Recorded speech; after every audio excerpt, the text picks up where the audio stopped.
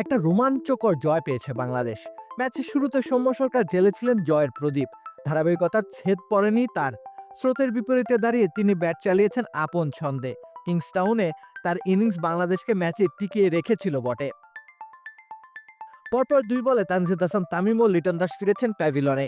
15 রানের মাথায় 2 উইকেট হারিয়ে ভীষণ চাপে তখন বাংলাদেশ। 30 রানের মাথায় সাজঘরের তৃতীয় ব্যাটার আফিফ হোসেন। অপর প্রান্ত থেকে টপ অর্ডারের এমন বেহাল দশা দেখে গেছেন সৌম্য সরকার। আফিফের বিদায়ের সময় সৌম্যের রান 11 বলে 15। ব্যাটিং বিপর্যয়ে দ্বার প্রান্তে দাঁড়িয়ে তখন বাংলাদেশ। তবে সৌম্যকে যেন দমানো দায়। সদ্যই শেষ হওয়া গ্লোবাল সুপার লিগে তিনি হয়েছেন টুর্নামেন্ট সেরা। রংপুর রাইডার্সকে চ্যাম্পিয়নশিপ জিতিয়েছেন ব্যাটে ধারাবাহিক অবদান রেখে। বরাবরই সৌম্যের উপর বাংলাদেশ ক্রিকেট রেখেছিল ভরসা। কখনোই ধারাবাহিকভাবে দলকে প্রতিদান দিতে পারেননি তিনি। কিন্তু এ দফা যেন দলের প্রয়োজন মেটানোর আপ্রাণ চেষ্টায় চালিয়ে যাচ্ছেন সৌম্য। ওয়েস্ট ইন্ডিজের বিপক্ষে ওয়ানডে সিরিজেও একটি হাফ সেঞ্চুরি এসেছে তার ব্যাট থেকে। 73 রানের ইনিংসটিকে শতকে পরিণত করতে না পারার আক্ষেপ তার নিশ্চয়ই রয়েছে। আক্ষেপ থেকেই প্রথম টি-20 ম্যাচে দারুণ কিছু করে দেখাতে চেয়েছিলেন তিনি, কিন্তু এদিনও তাকে থামতে হয়েছে 43 রানে।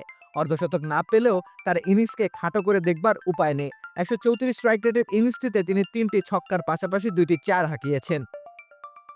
বাংলাদেশের ব্যাটিং অর্ডারকে একেবারে মুখ থুবড়ে পড়তে দেননি। পঞ্চম ব্যাটার হিসেবে তিনি যখন প্যাভিলিয়নে ফেরেন তখনও অবশ্য স্বস্তিদায়ক অবস্থানে ছিল না দল। 96 রানে 5 উইকেট হারায় বাংলাদেশ। কিন্তু তার 43 রানের ইনিংসটি তো দলের সংগ্রহকে অতদূর অবধি নিয়ে গেছে।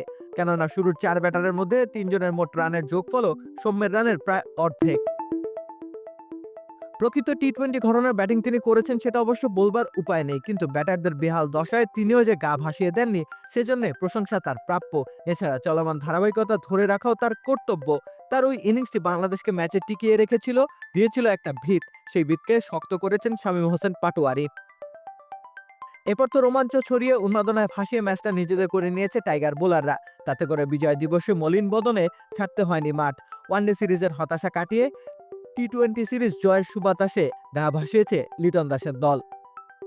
রাকিব হোসেন রুম্মান, খেলা ৭১।